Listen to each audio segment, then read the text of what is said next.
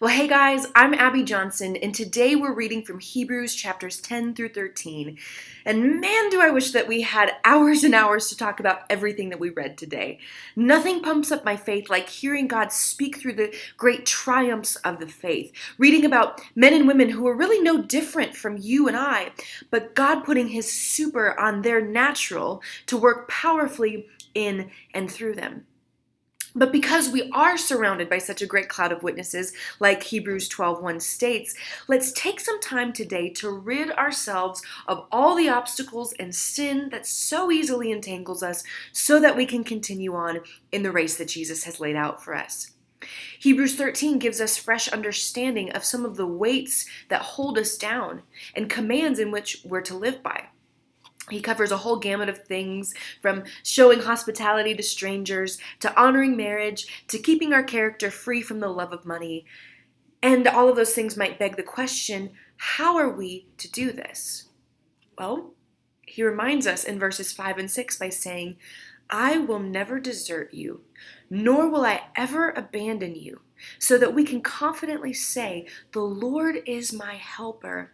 I will not be afraid. What will man do to me? Now, if that wasn't enough, we're encouraged yet again, just verses later, by hearing in verse 8, Jesus Christ is the same yesterday and today and forever.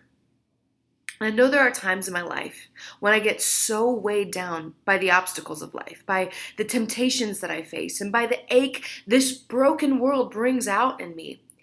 And sometimes I simply need to be reminded that He's never going to leave me.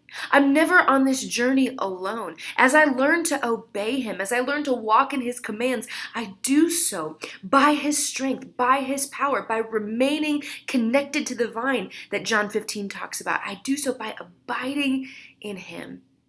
Now, instead of me going on, I want us to take some time to pray back these scriptures to God and ask Him, where in my life have I believed the lie that you're somehow distant or not present? That I'm on this lonely road alone? Do I truly believe that you're my helper? And if I believe this, am I still worried about the outcome of man's plans and what they can do to me?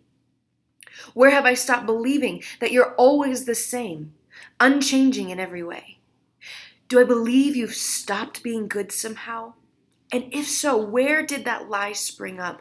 What accusation against your goodness do I need to break agreement with?